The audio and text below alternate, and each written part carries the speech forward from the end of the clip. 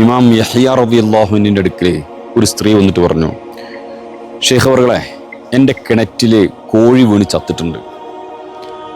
അത് ആ വെള്ളം നജസാകുമോ? സംശയം ചോദിക്കാൻ വന്നതാണ്. അപ്പോൾ മഹാനവറുകൾ, പടച്ചോനെ വീണോ? അതെങ്ങനെ വീണത്? കിണർ അടച്ചിട്ടില്ല, അതിൻ്റെ മേലെ അടപ്പ് ഉണ്ടാവുമല്ലോ, അത് വെച്ചിട്ടില്ല, അപ്പം അങ്ങനെ വീണതാണ്. അതെന്താ അടപ്പ് വെക്കാഞ്ഞത്?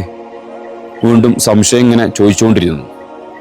ഇത് മഹാനവറുകൾ ആ പെണ്ണിൻ്റെ സംശയത്തിന് മറുപടി കൊടുക്കാതെ ഇങ്ങനെ വീണ്ടും വീണ്ടും സംശയം ജനിപ്പിച്ച് ഇങ്ങനെ പോവാന്നല്ലാതെ മറുപടി കൊടുക്കാന്നില്ല. അപ്പോൾ മഹാനവറുകൾ അടുത്തിരിക്കുന്ന കൂടെ ആ സമയത്ത് ഉണ്ടായിരുന്ന അല്ലാമ അബൂബക്കർ അൽ അബ്ഹരി റളിയല്ലാഹു അൻഹു ഉടനെ പറഞ്ഞ്, പെണ്ണെ, ആ വെള്ളം പകർച്ചയായിട്ടില്ലെങ്കിൽ നജസല്ല, കുടിക്കോളാം. പകർച്ച ആയിട്ടുണ്ടെങ്കിൽ അതെന്താക്കണം, പറ്റിച്ച് ശുദ്ധിയാക്കിയിട്ട് വേണം ഉപയോഗിക്കാൻ എന്ന് പറഞ്ഞു വിട്ടു. അപ്പോൾ ഇതിൽ നമുക്ക് വലിയൊരു പാഠമുണ്ട്. എന്താ വെച്ചാൽ മഹാനവറുകൾ അറിയാഞ്ഞിട്ടൊന്നല്ല, വീണ്ടും വീണ്ടും അതിൻ്റെ എല്ലാ ഗൗരവങ്ങളും പറഞ്ഞ് മനസ്സിലാക്കി കൊടുക്കാൻ വേണ്ടിയിട്ടുള്ള ആവശ്യമായിരുന്നു.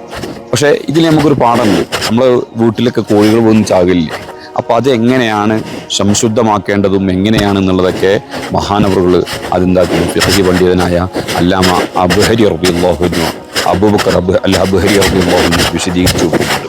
അതുകൊണ്ട് ഉണ്ടെങ്കിൽ വീടിൽ ഓപ്പണായ കിണറുണ്ടെങ്കിൽ മേലെന്താക്കണം, അത് കോഴികളും പൂച്ചകളും മറ്റും വീകാതിരിക്കാനുള്ള അടപ്പുകൾ വെച്ച് സൂക്ഷിക്കുന്നത് നല്ലതാണ്. അല്ലെങ്കിൽ എന്താകും, വീണ്ടും വീണ്ടും നമുക്ക് കോഴികളും മറ്റൊക്കെ ചാടി വീണ്ടും വെള്ളം വറ്റിക്കേണ്ട ഒരു പകർച്ച വന്നു കഴിഞ്ഞാൽ പിന്നെ പൂർണ്ണമായിട്ടും വെള്ളം വറ്റിച്ചാൽ സംശുദ്ധമാക്കിയിട്ടല്ല ഉപയോഗിക്കാൻ പറ്റില്ല. അതുകൊണ്ട് ഇപ്പോൾ പ്രത്യേകം അത് ശ്രദ്ധിക്കുന്നത് നല്ലതാണ്. അല്ലാഹു സുബ്ഹാനഹു തആല സന്തോഷത്തിൻ്റെ അഹ്ലുകാരക്കൂട്ടത്തിൽ നമുക്ക് വേണ്ടപ്പെട്ടവരൊക്കെ അല്ലാഹു ഉൾപ്പെടുത്തിയിരിക്കുമാറാവട്ടെ. ആമീൻ. ഇൻഷാ അല്ലാഹ് വീണ്ടും കാണാം. അതുവരെ അസ്സലാമു അലൈക്കും വറഹ്മത്തുള്ളാഹി തആല വബറകാതുഹു.